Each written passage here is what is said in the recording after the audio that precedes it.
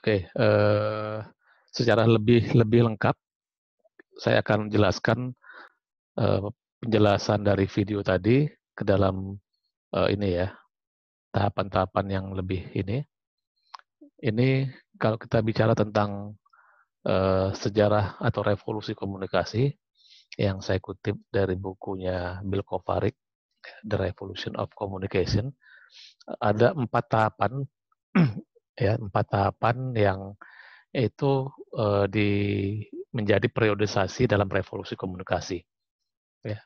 Jadi sebelum kita ngomong tentang digital, kita, sejarahnya akan bicara tentang printing atau cetak, kemudian visual, kemudian elektronik, dan barulah muncul digital revolution.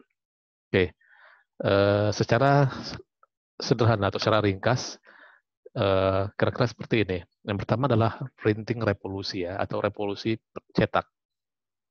Kita tahu bahwa mesin cetak itu ditemukan oleh Gutenberg ya pada tahun 1450.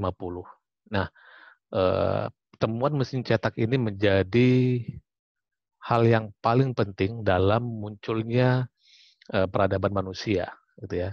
Kenapa? Kalau sebelumnya orang berkomunikasi hanya dengan berbicara, dengan lisan, tapi setelah temuan mesin cetak oleh Gutenberg ini, maka terjadi perubahan yang sangat besar gitu ya, bahwa komunikasi itu tidak hanya bisa dilakukan dengan bicara atau lisan, tapi juga bisa dilakukan dengan teks atau tertulis. Ya. Nah, temuan mesin cetak ini dianggap sebagai revolusi yang paling besar, yang paling berpengaruh terhadap kehidupan manusia. Termasuk di Eropa pada saat itu melahirkan sebuah era yang disebut sebagai era Renaissance ya, atau sebagai kebangkitan intelektual, seni dan budaya. Kenapa? Karena sebelum ada temuan mesin cetak itu, orang-orang hanya menganggap bahwa kebenaran itu hanya dimiliki oleh tokoh-tokoh agama, ya. Ketika di Eropa tentu orang-orang yang ada di gereja gitu ya. Nah, eh, ke situ semua orang ininya. Tapi ketika mulai mesin cetak, maka ilmu pengetahuan itu semakin tersebar kemana-mana. Orang semakin bisa berekspresi, mengeluarkan apa namanya pengetahuannya, kemudian disebarkan melalui cetak gitu. Nah, sehingga pada saat itulah muncul Renaissance, termasuk juga percetakan kitab suci ya pada saat itu gitu ya. Nah, tapi jauh sebelum temuan mesin cetak, kalau kita lihat bagaimana munculnya sejarah tentang jurnalisme atau jurnalistik gitu ya, atau dunia persurat kabaran, itu sebenarnya sudah muncul ketika era Julius Caesar ya di Roma waktu itu, yang ada istilahnya Acta Diurna ya, mungkin teman-teman pernah dengar.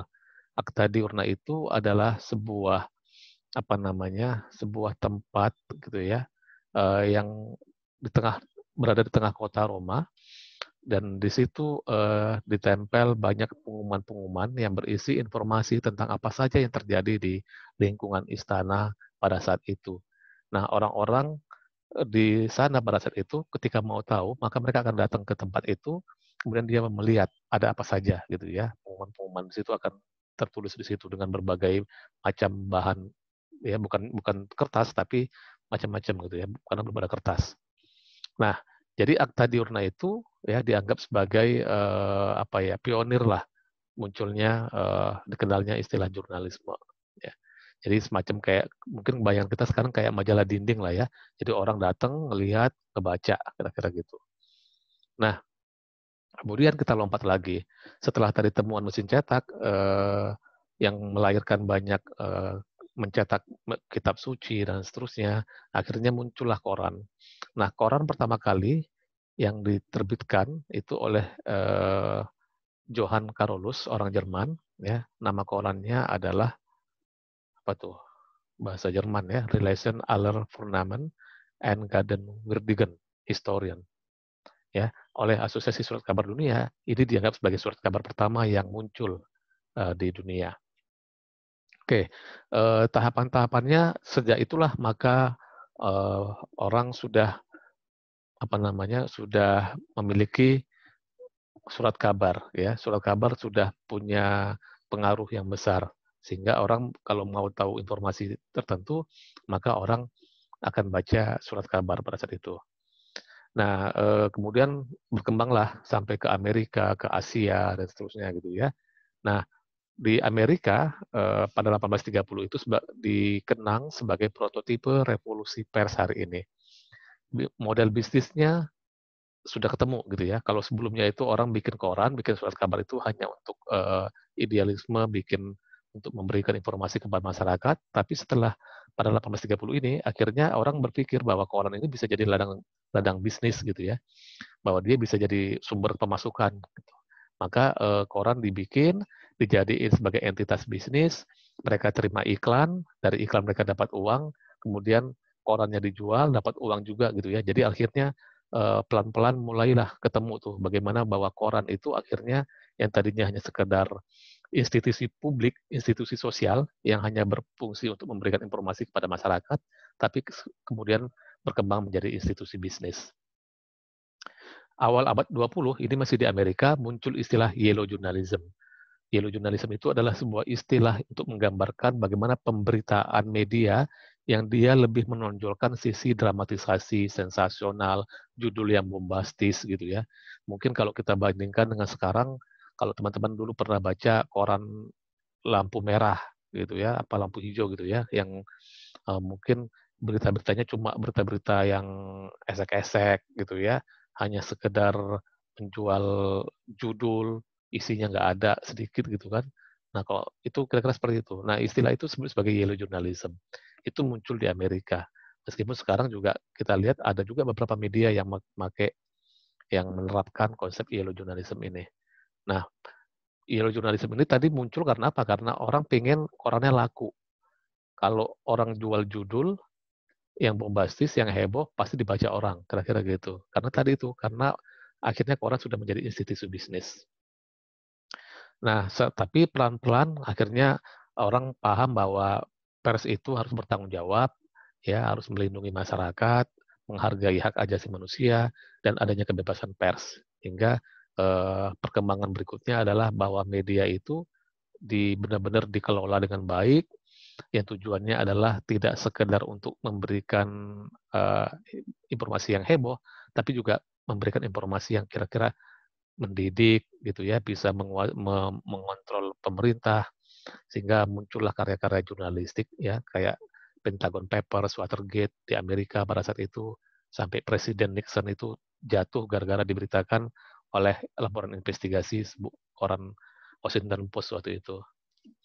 Nah, itu tadi printing revolution. Yang kedua adalah visual revolution.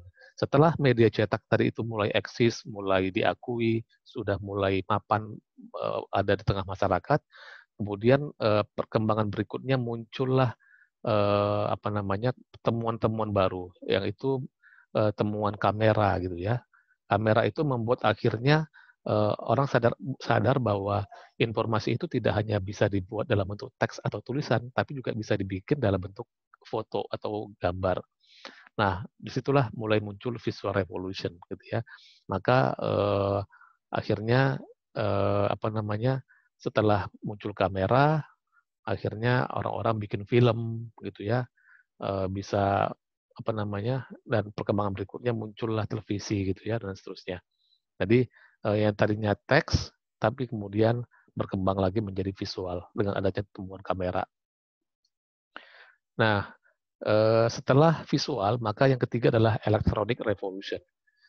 Elektronik ini ditandai dengan adanya temuan telegraf dan telepon, gitu ya. Jadi yang tadinya orang komunikasinya melalui koran, tapi terbatas gitu kan. Tapi dengan adanya telegraf, orang bisa berkomunikasi. Misalnya saya di Inggris, kemudian mau ngomong dengan teman saya di Amerika, dia bisa langsung komunikasi dengan telegraf. Dan dari telegraf itu akhirnya ketemu temuan baru yaitu telepon. Akhirnya semuanya jadi lebih mudah gitu ya, komunikasinya jadi lebih gampang, jarak jauh nggak masalah gitu kan, karena semuanya sudah bisa dilakukan melalui telepon dan telegraf. Dan apa namanya elektronik revolusi ini juga ditandai dengan adanya temuan teknologi broadcast. Ya, teknologi broadcast pertama adalah radio yang ditemukan oleh Giulio Marconi, orang Italia. Ya, setelah radio, temuan berikutnya adalah televisi. Ya, jadi radio dan televisi adalah media broadcast atau media penyiaran. Ya. Nah, televisi ini yang pada akhirnya juga yang dulu orang nggak kebayang bisa komunikasi hanya dengan suara, tapi kemudian dengan adanya televisi, akhirnya orang juga bisa komunikasi melalui visual, gitu ya, audio visual, gitu. Nah, temuan televisi ini yang pada akhirnya memunculkan munculnya stasiun-stasiun televisi, gitu ya. Di Inggris ada BBC, di Jepang ada NHK, gitu ya. Di mana TV-TV ini pada awalnya dia juga belum menjadi institusi bisnis, tapi adalah institusi sosial yang dia bertugas untuk melayani kepentingan masyarakat. Jadi kalau BBC itu bikin berita, gitu ya, televisi berita yang tujuannya untuk masyarakat dan biayanya juga dikutip dari masyarakat, iuran gitu ya, iuran dari masyarakat, kemudian itu dipakai untuk operasional BBC. Begitu juga dengan NHK. Makanya BBC dan NHK itu dianggap sebagai televisi publik gitu ya, atau lembaga penyiaran publik. Kalau di Indonesia kira-kira mirip kayak TVRI gitu ya. Nah, itu televisi. Sampai akhirnya muncullah temuan komputer ya oleh ahli matematika dari Inggris ya. Komputer itu awalnya hanyalah mesin hitung ya yang dikenal yang kemudian akhirnya berkembang terus menjadi komputer gitu ya. Nah, komputer ini juga membuat kemudahan lagi gitu ya bagi manusia untuk bisa berkomunikasi. Dan setelah komputer muncullah internet gitu ya, di mana internet ini merupakan jaringan komputer yang dibentuk awalnya oleh Departemen Pertahanan di Amerika Serikat pada tahun 1969. Jadi tujuannya ini untuk keperluan militer sebenarnya awalnya gitu ya, bukan untuk publik buat masyarakat, tapi buat kepentingan militer. Tapi dari situlah akhirnya dimanfaatkan untuk kepentingan masyarakat gitu ya. Nah, Departemen Pertahanan Amerika Serikat waktu itu membuat sistem jaringan komputer yang tersebar dengan menghubungkan komputer-komputer di daerah-daerah vital. Jadi yang tadinya komputer itu hanya berdiri sendiri, kemudian dengan jaringan internet, maka akhirnya orang bisa terhubung data komunikasi, bisa terhubung hanya dengan tanpa menggunakan misalnya telepon tadi yang terbatas, tapi dengan internet ini menjadi lebih mudah. Ya. Nah, temuan komputer dan internet inilah yang pada akhirnya melahirkan apa yang kita sebut sebagai digital revolution. Jadi itu ya teman-teman ya, ada 4 tahapannya dari mulai printing, kemudian visual, elektronik, dan akhirnya sekarang digital revolution. Mungkin kita pernah dengar istilah desa apa namanya global village gitu ya. Global village itu adalah sebutan untuk desa global yang menggambarkan bagaimana yang dulu kita sangat terbatas. Saya di Indonesia, misalnya ada orang hidup di Amerika, ada orang di Eropa, gitu ya, masing-masing hidup dengan kulturnya masing-masing. Tapi dengan adanya internet ini, maka warga Indonesia, warga Amerika, warga Eropa itu menjadi warga desa, gitu ya, global village. Jadi satu tempat seolah-olah itu dekat, gitu ya, dengan kemudahan berkomunikasi melalui internet ini. Oke, itu dia. Nah, apa itu media digital? Ya, kalau kita lihat secara teori digital itu adalah sebuah konsep pemahaman dari perkembangan zaman mengenai teknologi dan sains. Dari yang semuanya bersifat manual menjadi otomatis. Dari yang semuanya rumit menjadi lebih ringkas. Ya, itu pengertiannya teori digital. Jadi untuk memudahkan kita adalah yang dulunya manual jadi otomatis. Yang dulunya rumit jadi ringkas. Contohnya apa? Contohnya misalnya kamera gitu ya. Nih di bawah. Kamera itu kalau dulu mungkin saya nggak tahu teman-teman sempat merasakan nggak kalau dulu orang foto pakai kamera ya itu dalam bentuk film. Filmnya kemudian dicuci di tempat studio foto. Baru dari situ bisa menghasilkan foto gitu di kertas gitu ya, kayak di print gitu ya. Nah, tapi sekarang itu kan analog. Tapi dengan adanya digital, kamera ya bisa langsung menghasilkan foto yang kita inginkan hanya dengan sekali sekali apa namanya pencet gitu ya dari kamera handphone misalnya, yaitu digital contohnya. Contoh lainnya misalnya apa? Komputer ya. MP3 gitu ya. Kalau dulu mendengarin lagu di radio, misalnya tape pakai kaset gitu ya, kita nyalain tape pakai kaset gitu kan. Sekarang sudah dalam bentuk file. Filenya tinggal kita klik, langsung kita play, maka kita bisa dengar musik. Dulu enggak. Saya dulu masih ngelihat juga bagaimana studio radio gitu ya. Studionya itu dipenuhi oleh kaset-kaset, kaset semua di belakangnya itu. Tadi penyiarnya ngomong, nanti kalau misalnya dia mau muter lagu, dia nyari kasetnya, terus dia ngepasin dulu, baru di play, baru nyala kan lagunya. Sekarang kan enggak. Kalau teman-teman ngelihat ke studio radio, semuanya serba digital. Pakai komputer, lagunya sudah tersedia, playlistnya sudah ada, dan tinggal diklik, sudah gitu kan. Dan bahkan kadang-kadang kalau malam itu nggak perlu ada penyiar, tapi sudah direkam, tinggal play, nanti udah kayak seolah-olah itu ada penyiarnya. Jadi itu disebut sebagai digital. Semuanya lebih ringkas, lebih mudah, ya semua otomatis gitu ya.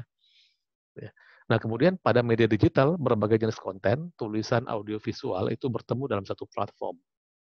Ya komputer misalnya, ya di satu sisi kita bisa apa namanya berfungsi sebagai untuk ngetik gitu ya. Tapi di sisi lain kita bisa jadiin komputer itu sebagai TV, kita nonton TV, kita juga bisa jadikan itu sebagai apa namanya radio. Kalau kita mau dengar radio, kita juga bisa komunikasi, bisa WA dan seterusnya. Jadi satu alat di dalamnya macam-macam, bisa dimanfaatkan untuk berbagai macam. Yang gampang lagi adalah handphone kita, ya. Handphone yang kita pakai sehari-hari. Teman-teman bayangkan, dari handphone yang kita miliki, dari genggaman tangan kita itu kita bisa dapat macam-macam. Teman-teman bisa ngomong, telepon dengan orang tua misalnya, terus Anda bisa WA secara teks, Anda juga bisa video call, gitu kan? Anda bisa bicara dengan orang di mana aja, dengan seolah-olah itu berdekatan, padahal itu jauh, dia ada di mana, kita ngomong seolah-olah dekat gitu ya. Nah, kita bisa browsing internet, googling, dan seterusnya. Itu adalah contoh juga bagaimana digital, ya, digitalisasi sudah terjadi. Itu pengertiannya tentang digital ya.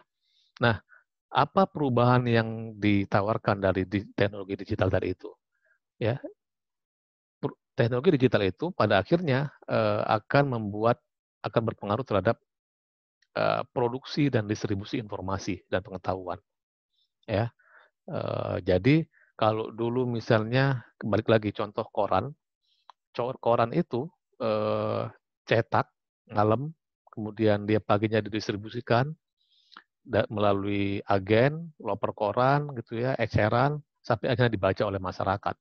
Proses distribusinya panjang. Nah, digitalisasi nggak perlu lagi. Media online misalnya detik.com, Anda tinggal upload beritanya, pada saat bersamaan orang bisa langsung baca. Jadi prosesnya lebih ringkas. Dulu saya, contoh aja misalnya, saya juga dulu ketika liputan, ketika masih di Trans TV, ya masih analog. Jadi saya liputan, saya bawa kameranya masih pakai kaset, gitu kan, ambil gambar di lapangan, gitu kan, setelah liputan selesai, ambil gambar, wawancara selesai, kita balik ke kantor, kasetnya kita ambil, kemudian kita ingest gambarnya di komputer, dari situ baru editing dan seterusnya. Jadi prosesnya panjang banget. Nah sekarang setelah adanya digital nggak perlu lagi.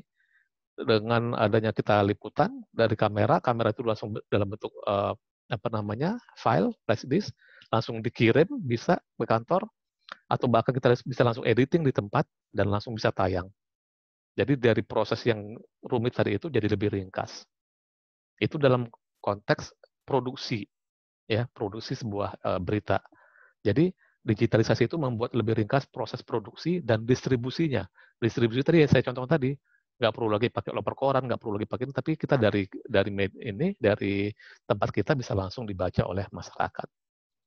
Jadi itu yang apa namanya, keuntungan atau dampak positif dari teknologi digital. Oke, sampai sini barangkali ada pertanyaan nggak? Soalnya ini materinya agak banyak, jadi saya coba ringkas-ringkasin saja biar biar cukup waktunya gitu ya. Sebelum saya lanjut, mungkin ada yang mau ngasih tanggapan, silakan.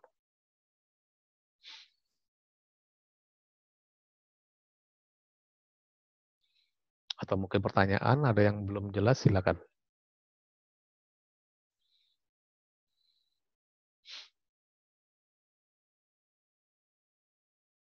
Oke, belum ada ya.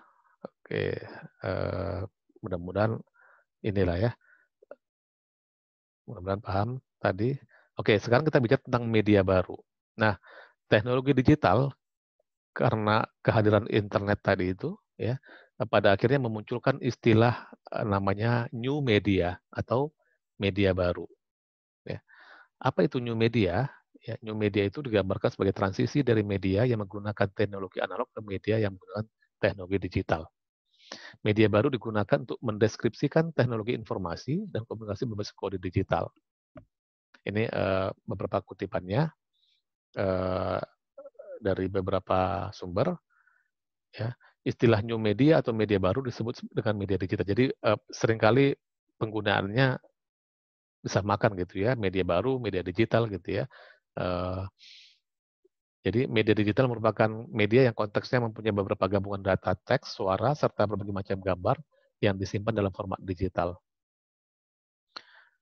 Oke, apa bedanya new media dan teknologi digital? New media itu penyebutan terhadap media yang menggunakan teknologi digital, gitu ya.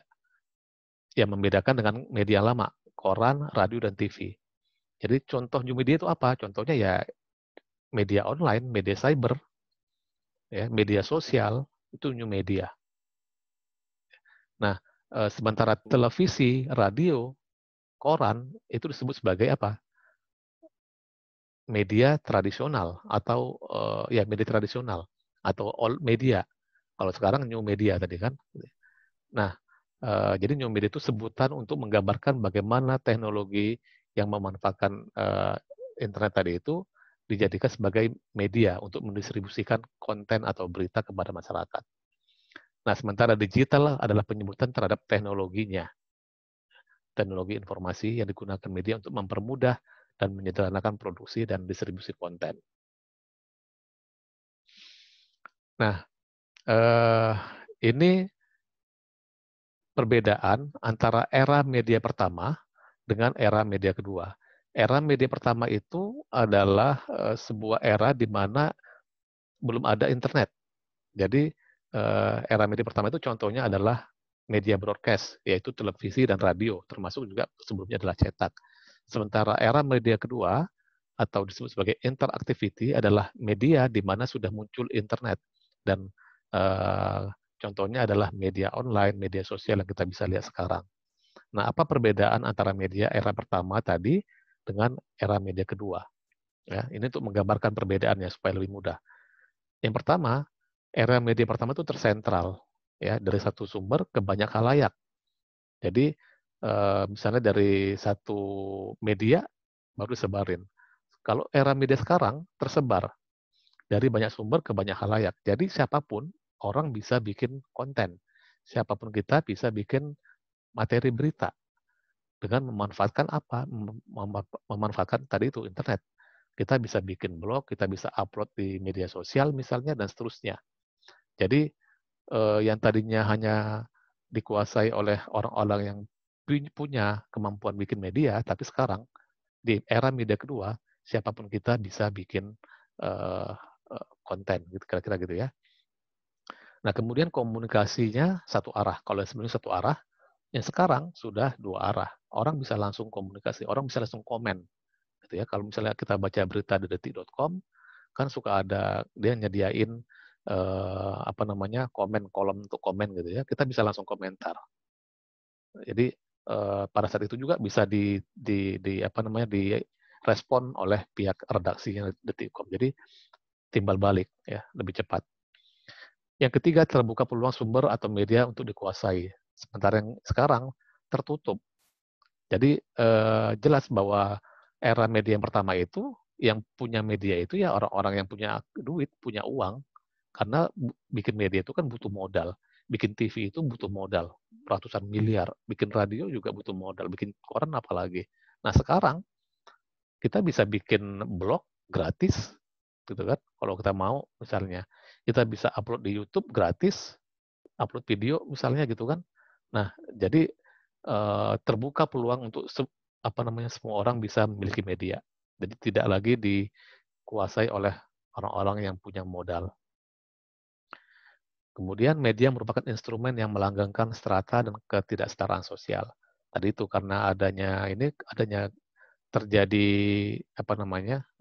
ketidaksetaraan gitu ya, hanya orang-orang yang punya modal.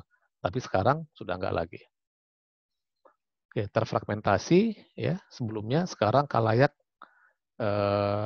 sudah dilihat bagaimana keragaman identitas masing-masing, semuanya sudah bisa dilayani gitu ya. Apapun informasi kita bisa dapat. Oke, itu ya perbedaan antara era media pertama dan era media yang kedua. Berikutnya ini saya lewatin aja biar cepat. Ini klasifikasi media baru ya. Kalau kita mengutip Mick Weil ini ada 4 dia bilang. Pertama media komunikasi interpersonal, kemudian media permainan interaktif ya, yang berbasis komputer dan video game. Kemudian media pencari informasi, dan yang keempat adalah media partisipasi sosial. Ya, media sosial masuk ke dalam situ. Ya. Oke. Nah, berikutnya kita bicara tentang media cyber. Media cyber ini sebutan lain untuk media online. Kenapa pakai istilah media cyber? Karena ternyata media cyber ini dipakai istilahnya oleh Dewan Pers. Tapi yang lebih sering kita dengar, yang kita pakai sebenarnya media online, yang kita lebih akrab gitu ya. Nah, media cyber itu kalau kita mengacu pada aturan di Dewan Pers itu, dibilang pengertiannya adalah segala bentuk media yang menggunakan wahana internet dan melaksanakan kegiatan jurnalistik. Ya, jadi media yang memanfaatkan internet, tapi media itu isinya adalah laporan jurnalistik. Ya. Laporan jurnalistik itu apa? Laporan berita. Jurnalistik itu kan adalah proses pencarian, penulisan berita untuk disebarluaskan kepada masyarakat. Jadi media cyber atau media online itu adalah media yang menggunakan wahana internet untuk kegiatan jurnalistik. Oke, berikutnya karakteristiknya apa? Ciri-cirinya apa? Media cyber atau media online itu? Yang pertama adalah multimedia. Sekarang kita bisa lihat di media online itu nggak cuma teks aja beritanya, tapi juga di dalamnya kita bisa dapat audio, kita bisa lihat video, kita bisa lihat grafis, dan kita juga bisa lihat gambar secara bersamaan. Itu kelebihan dari media online. Yang ini tidak dimiliki oleh media sebelumnya. Ya, media TV, ya oke lah audio visual, tapi dia tidak bisa memberikan pada saat bersamaan secara cepat seperti yang dimiliki oleh media online. Kemudian aktualitas. Kenapa aktualitas? Karena terkait dengan nomor 3, yaitu cepat. Jadi apa yang terjadi hari ini itu bisa langsung kita upload dan langsung diketahui oleh pembaca atau masyarakat. Jadi real time gitu ya, bisa langsung sesegera mungkin. Televisi juga punya kemampuan kecepatan, tapi televisi ada jarak, ada butuh waktu untuk bisa, misalnya kalau misalnya ada peristiwa besar gitu ya, hari ini ada bom meledak misalnya. Nah, untuk bikin live atau breaking news ada proses dulu, misalnya dia harus nyiapin alatnya dulu, terus kemudian studionya harus disiapin dulu gitu ya. Tetap aja ada butuh waktu lah gitu. Nah, sementara kalau media online langsung bisa pada saat itu juga. Jadi yang dulu kita tahu bahwa televisi itu punya kecepatan, tapi media online itu jauh lebih cepat. Kemudian update pembaruannya ya, informasi tentu di media online itu informasinya cepat, tapi kita bisa dapat informasi yang banyak. Nanti ketika ada update informasinya, si media itu akan bikin lagi, akan bikin terus gitu ya. Jadi informasinya diupdate terus. Karena tadi itu kecepatan tadi itu. Kapasitasnya luas, ya. Kalau misalnya koran itu dibatasi oleh kolom, terbatas, televisi dibatasi oleh durasi, waktunya terbatas, radio juga begitu, durasinya sangat terbatas. Tapi kalau online ini nggak terbatas. Jadi kapanpun beritanya mau dibikin berapa kali pun tetap bisa gitu ya. Jadi kapasitasnya jauh lebih luas. Kemudian fleksibel, ya, pemuatan dan editan naskahnya bisa kapan saja, terbitnya juga itu bisa kapan saja, luas, interaktif pasti gitu ya, bisa langsung terhubung antara pembaca dengan medianya, terdokumentasi, ya, kita bisa akses berita kapanpun, berita yang 5 tahun yang lalu kita bisa cari, masih bisa ada, kita googling misalnya, semuanya terdokumentasi. Jadi lebih mudah kira-kira gitu ya. Kemudian hyperlink, terhubung dengan sumber lain. Ya, di berita-berita itu kalau kita perhatikan suka ada menyajikan berita-berita terkait gitu ya, atau sumber-sumber data terkait. Kita bisa klik dan kita akan terhubung dengan data yang lain atau informasi yang lain yang terkait dengan berita itu. Jadi memudahkan kita untuk mendapatkan informasi yang jauh lebih beragam dan memudahkan kita untuk bisa mendapatkan data-data yang lebih banyak gitu ya. Itu kelebihan dari media online. Tapi di balik itu, media online itu juga punya kelemahan. Apa kelemahannya? Dia tergantung dengan komputer dan koneksi internet. Kalau nggak ada koneksi internet, ya sudah, nggak bisa gitu ya. Kalau kita misalnya lagi KKN di desa terpencil, nggak ada sinyal, ya udah, handphone kita tuh nggak kepake, nggak berguna gitu kan. Karena kita nggak bisa ngapa-ngapain. Akhirnya kita balik lagi ke zaman zaman tadi tuh revolusi printing gitu ya, cetak gitu kan, yang semuanya serba terbatas, semuanya serba ini apa namanya, semuanya serba manual, analog lagi gitu ya, jadi nggak bisa lagi kalau nggak ada sinyal. Ya. Jadi untuk membandingkan bagaimana hidup di zaman era sekarang dengan membandingkan dengan kehidupan di zaman 30 tahun yang lalu, bayangkan aja teman-teman kalau misalnya kalian datang ke rumah orang yang berada di pelosok desa gitu ya, nggak dapat sinyal handphone, nggak ada sinyal TV. Bayangkan berarti Anda komunikasinya masih pakai surat, harus apa namanya, eh, ngobrol dengan orang, komunikasinya nggak pakai HP dan seterusnya. Jadi kira-kira seperti itu. Dan sekarang ketika sudah ada internet, maka semuanya lebih mudah. Jadi apa namanya, itu cara untuk bisa membayangkan, membandingkan bagaimana hidup di era pertama tadi dengan era kedua. Oke, kemudian apalagi kelemahan media online, yaitu bisa dimiliki dan dioperasikan oleh sembarang orang. Jadi ini kelemahan juga. Kenapa? Karena siapapun bisa bikin berita. Tadi yang saya bilang, semua punya kesempatan yang sama. Ya, kita bisa posting apapun. Tapi di sisi lain, informasi itu menjadi belum tentu benar gitu ya. Karena apa? Karena yang bikin informasi atau yang membuat berita itu belum tentu orang yang memang paham tentang jurnalistik misalnya. Itulah kenapa sekarang banyak hoax gitu ya, banyak informasi-informasi yang nggak benar kira-kira gitu ya di internet. Kenapa? Karena ya tadi itu semua orang bisa bikin ini. Jadi nggak mesti kuliah jurnalistik dulu, misalnya ya, nggak mesti paham dulu tentang apa itu menulis berita. Dia yang penting dia bisa dan mampu memanfaatkan internet untuk menjadi ini.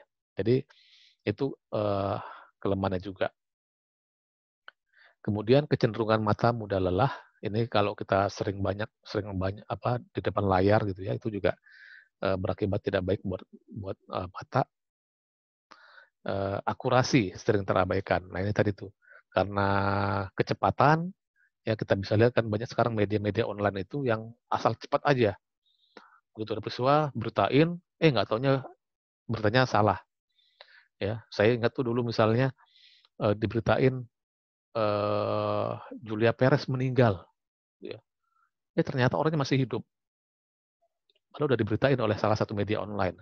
Gara-gara media online itu ngelihat ini apa status dari seseorang di Facebook, gitu ya. Terus diberitain gara-gara hanya dari mengutip status dari Facebook tadi itu.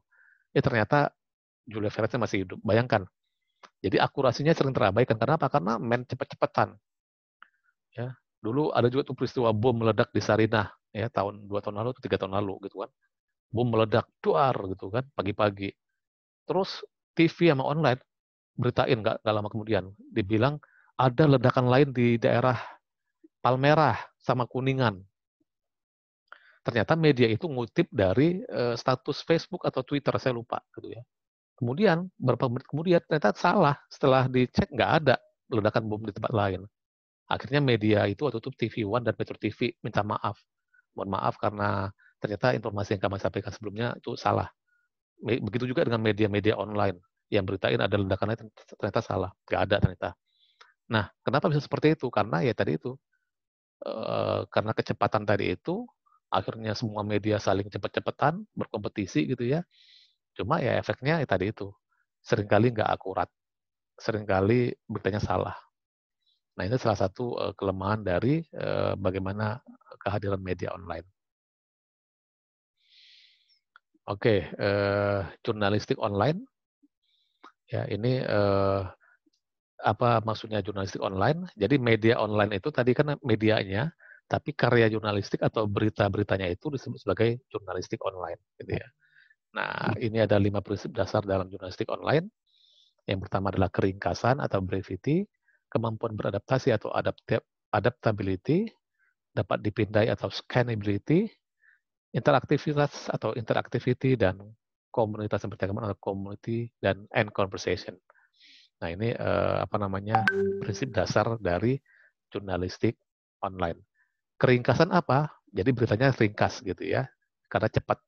Apa yang terjadi tulis dulu, nanti update-nya belakangan, kira-kira gitu ya. Meskipun sekarang prinsip brevity ini nggak semua media melakukan.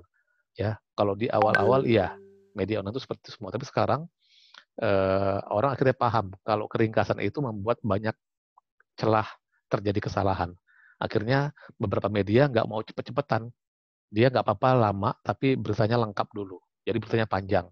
Itulah yang dilakukan misalnya oleh tirto.co.id atau apalagi media-media yang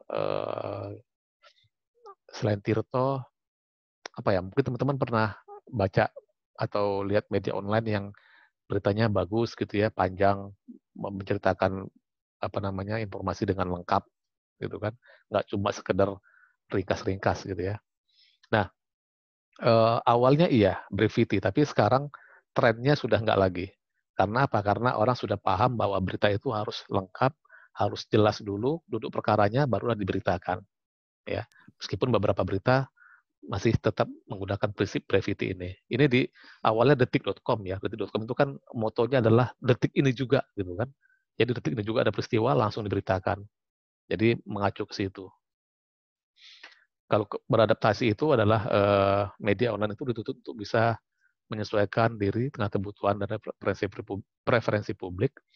Jadi wartawan itu harus tahu apakah informasi itu memang layak dan memang sesuai kebutuhan masyarakat, dan medianya juga paham apakah memang segmennya sesuai. Dapat dipindai, interaktivitas jelas ya, bahwa kita bisa langsung interaktif di situ, dan bisa membentuk komunitas percakapan. Jadi media-media online itu bisa membentuk community-community yang itu berdasarkan minat tertentu, mereka bisa saling sharing informasi, sharing pengalaman, dan seterusnya. Oke, itu teman-teman ya materi hari ini. Sekarang silakan teman-teman kalau ada pertanyaan atau tanggapan atau mungkin ini masukan, saya persilakan. Kita diskusi bebas sekarang.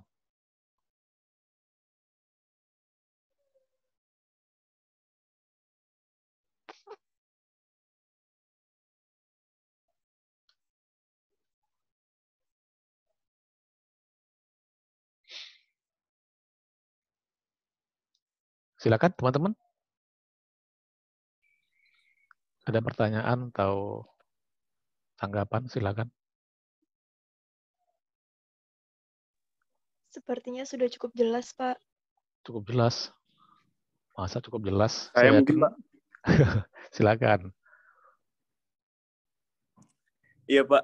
Saya mau minta tanggapan Bapak sih, Pak. Diki Bapak Alvarez. sepakat nggak sih, Pak, kalau sekiranya media digital nih bisa jadi penggerak kebijakan gitu, Pak? Karena di beberapa kasus kebijakan-kebijakan yang menindas atau bahkan yang nggak kita tahu ketika diupload ke publik baru bisa direspon sama pemerintah setempat gitu. Kayak beberapa waktu lalu tuh terkait Satpol PP yang menertibkan para skateboard di DKI Jakarta lagi. Nah, ketika di-up ke media baru langsung ditemuin sama Anies Baswedan dan akhirnya sekarang boleh main skateboard di trotoar. Itu sih Pak, kalau saya ngelihatnya media digital benar-benar bisa jadi ancaman juga untuk kayak sekiranya ada kebijakan yang penyelewengan kebijakan atau kebijakan yang zolim, kita bisa kayak up ke media gitu biar cepat direspon. Iya. Iya, benar ya Diki ya. Saya setuju bahwa media digital itu punya banyak, selain tadi yang sudah saya jelaskan, banyak sekali ya ininya. Kalau dalam konteks bagaimana bisa ikut, makanya kan ada istilah media itu sebagai pilar demokrasi ya. Jadi selain eksekutif, yudikatif, dan legislatif yang menjalankan fungsi pemerintahan, tapi ada satu lembaga yaitu media massa yang disebut sebagai pilar keempat demokrasi. Karena apa? Karena dia punya kemampuan untuk bisa mengontrol sosial, mengontrol pemerintah gitu ya. Beberapa minggu lalu atau 2 minggu lalu kan mungkin teman-teman juga ingat tentang Perpres minuman keras gitu ya. Perpres minuman keras. Nah, Perpres minuman keras itu kan dikeluarkan oleh presiden, ditandatangani oleh presiden. Dan kita nggak ada yang tahu. Sampai akhirnya ada yang mengupload itu di media sosial. Saya lupa Twitter atau apa gitu ya. Di Twitter Pak itu Pak. Twitter ya. Dan akhirnya orang tahu, wah gila, masa presiden menandatangani aturan yang melegalkan minuman keras gitu kan. Nah, gara-gara itu langsung ditanggapi kan, langsung direspon jadi trending topik gitu kan. Dan akhirnya tokoh-tokoh masyarakat, ormas, beberapa pihak yang punya pengaruh itu bicara. MUI akhirnya juga ngomong gitu kan. Sampai akhirnya media mainstream, media-media umum akhirnya memberitakan juga gitu kan. Nah, gara-gara itu akhirnya apa? Akhirnya presiden takut juga. Akhirnya dia mengakui dan akhirnya dia mencabut lampiran tentang Perpres yang mengatur tentang legalitas miras tadi itu. Ya, itu contoh lain bagaimana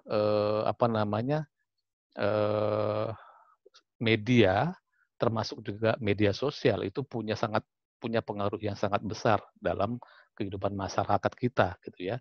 Sekarang itu apa-apa kalau mau berhasil pasti pengen di-trendingin dulu di Twitter. Kan gitu ya. Trendingin dulu, nanti baru akan diberitakan oleh media dan jadi rame.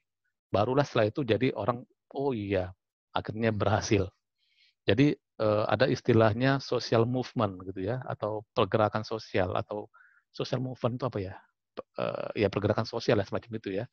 Yang biasanya mereka akan memanfaatkan teknologi-teknologi digital ini untuk bisa mempublish kampanye mereka, campaign mereka, gitu kan. Kemudian Pak. Jadi alat. Benar, jadi alat untuk bisa menggolkan keinginan mereka.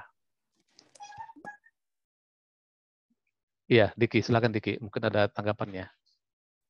Ya gitu sih Pak, apalagi pas kampanye kemarin kalau saya ngelihat media udah benar-benar jadi alat penguasa untuk berkuasa, karena rata-rata penguasa di Indonesia kan punya media kayak Suryo Paloh, waktu jadi itu punya media Metro, terus sama ya pokoknya politikus-politikus tuh rata-rata punya media-media besar, itu ya nggak lain nggak bukan, kadang juga untuk kepentingan mereka sih Pak.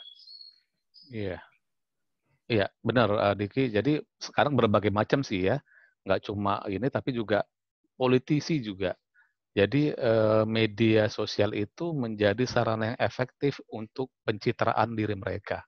Jadi itu kenapa nggak heran sekarang politisi misalnya yang dia mau nyalek mau nyalon jadi bupati, jadi gubernur, itu pastilah dia punya tim media sosial, tim medsos. Itu udah nggak bisa dipungkiri, karena sudah keniscayaan, sudah kebutuhan lah. Kenapa? Karena dengan media sosial lah akan lebih mudah bagi dia untuk bisa berhubungan, berkomunikasi dengan audiens, berkomunikasi dengan masyarakat, berkomunikasi dengan calon pemilih misalnya. Jadi media sosial itu sangat efektif untuk untuk bisa menjadikan sarana dia memperkenalkan diri dia, mencitrakan diri dia seperti apa gitu ya. Meskipun pada akhir-akhir ini kita bisa lihat kelebihan dari teknologi itu justru disalahgunakan juga oleh banyak pihak juga. Itu kenapa muncul istilah buzzer-buzzer gitu ya. Nah, buzzer-buzzer itu kan sebenarnya dibentuk untuk memanfaatkan teknologi digital ini, bahwa ini punya kemampuan yang sangat kuat untuk membentuk opini publik gitu ya.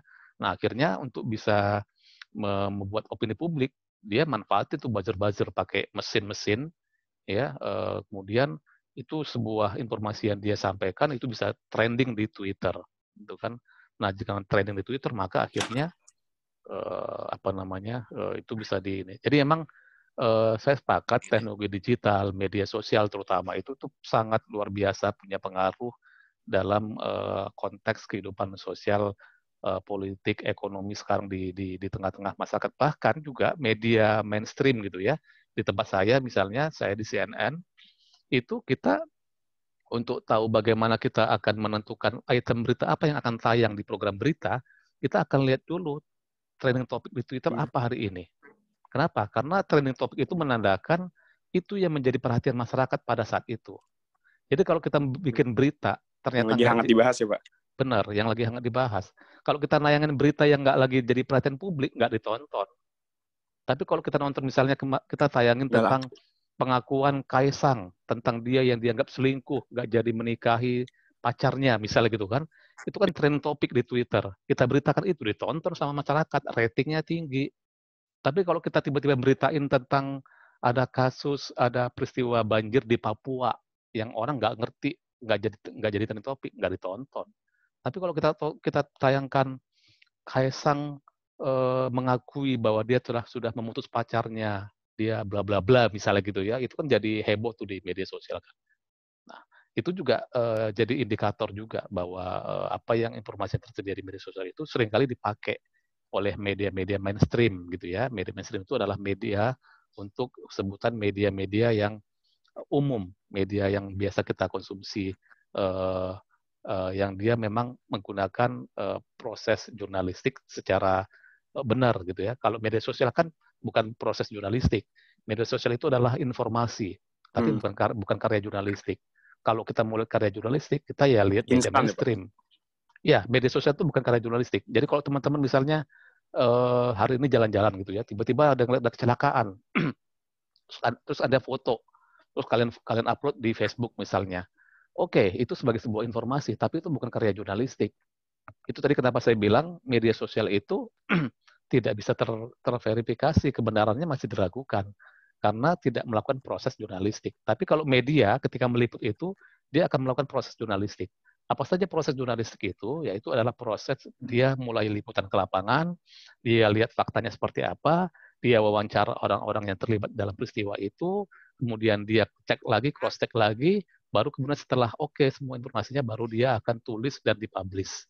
Jadi ada tahapan-tahapannya untuk memastikan bahwa informasi itu benar, faktual. Tapi kalau media sosial, teman-teman bisa upload apapun informasi itu di media sosial, tapi itu bukan sebagai karya jurnalistik. Kenapa? Karena tidak ada proses verifikasi, konfirmasi, wawancara, dan seterusnya. Itu kenapa ya media sosial itu ya sebatas itu. Dia punya kelebihan dalam hal kemampuan untuk bisa mendistribusikan banyak konten, tapi kalau kita mau mendapatkan informasi yang real, yang benar, ya tetap acuannya haruslah ke media mainstream atau media umum. Meskipun sekarang orang-orang kebalik ya, orang lebih percaya pada media sosial ketimbang media mainstream. Itu lain hal lah ya. Gitu. Pak, cuma sedikit tanggapan lagi sih Pak, sama sekedar memvalidasi. Mungkin Bapak, karena Bapak orang media ya.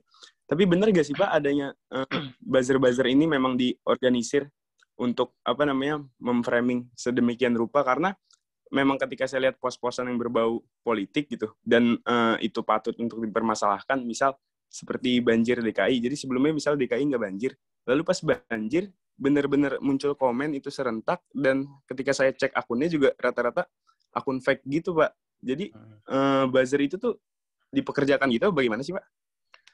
Mungkin Iya. Bapak tahu. Buzzer itu memang ada kan, Jadi yang saya pahami pertama kali muncul istilah buzzer itu kan, kalau yang saya ingat itu pertama kali ya muncul istilah ini ketika waktu itu Pilkada DKI tahun berapa ya? Waktu itu ingat tuh teman-teman, yang waktu itu calonnya adalah Jokowi Ahok sama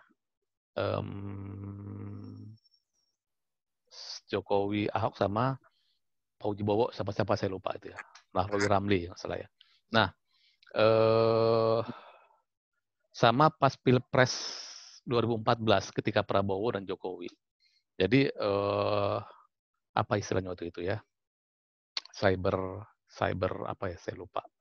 Jadi mereka tuh punya tim-tim media sosial, memang tugasnya adalah untuk memobilisasi isu. Jadi sengaja kalau misalnya ada isu tertentu, mereka akan gunakan itu, mereka punya tim banyak gitu ya, ada orang-orangnya dan dibayar juga gitu kan. Kemudian mereka tugasnya tadi itu untuk membentuk opini publik. Kalau misalnya ada isu-isu yang dianggap menyerang kandidat yang mereka mereka akan counter, akan bikin serangan balik gitu kan. Tapi kalau misalnya kemudian mereka juga bisa bikin isu-isu yang akan menyerang lawan politik mereka gitu ya. Nah itu memang awalnya dalam konteks pilkada waktu itu, dan kemudian lebih memanas ketika Pilpres 2014 antara Jokowi dan Prabowo yang pemilu sebelumnya gitu ya.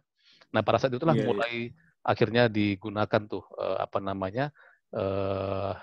media sosial sebagai sarana untuk bisa mempengaruhi opini publik gitu kan. Dan itu akhirnya dimobilisir, memang ada lembaganya, dan ada lembaganya ya, meskipun mereka mengklaim bahwa lembaga itu didirikan hanya untuk ketika Pilpres aja, setelah itu bubar. Tapi kenyataannya setelah Pilpres selesai, enggak juga. Akhirnya ada orang-orang lain atau kelompok itu juga yang tetap memanfaatkan itu, yang akhirnya itu ya memang berguna buat mereka untuk bisa melawan isu, mengcounter isu, atau memunculkan isu tertentu. Itu penting gitu ya. Dan ya eranya seperti itu. Nah, dari mana kita tahu bahwa memang buzzer itu ada? Tadi salah satu contohnya tadi yang kamu bilang, Diki, bahwa akun-akun itu belum tentu itu akun-akun yang organik. Jadi itu ya robot ya dibikin gitu kan. Yang tujuannya hanya sekedar untuk bisa memperbanyak sebuah tagar gitu kan misalnya, supaya itu bisa menjadi trending di Twitter misalnya gitu ya. Dan itu yang terjadi. Dan sekarang terus dimanfaatkan oleh politisi, oleh pemerintah, oleh lembaga sosial juga. Jadi semua sebagai, nggak cuma pemerintah. Lembaga bisnis, kalau teman-teman belajar corporate communication, Corcom gitu ya. Sekarang lembaga-lembaga produk-produk itu pakai media sosial untuk membranding produk mereka gitu kan. Jadi memang semua hal menggunakan media digital. Jadi digitalisasi ini memang merevolusi semua cara orang untuk berkomunikasi. Iya, gitu, berarti benar sih Pak kata Bella Anissa kemarin, digital ini sekarang sebuah keharusan ya Pak? Iya, memang nggak bisa dipungkiri kan, memang itu harus kita iniin, sebuah keniscayaan lah kira-kira gitu ya.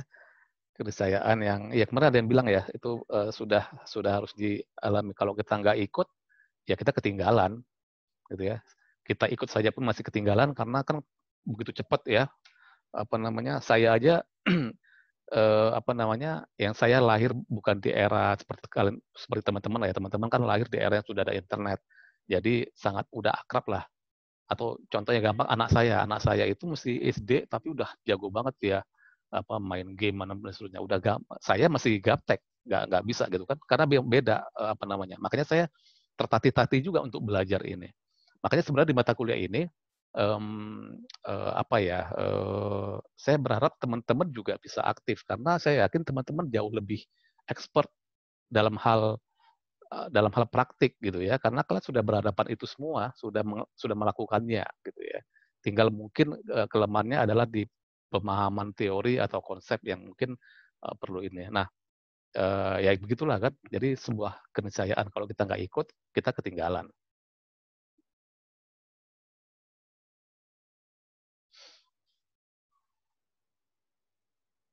Gitu, Diki. Mungkin ada pertanyaan yang lain dari teman-teman yang lain, silakan.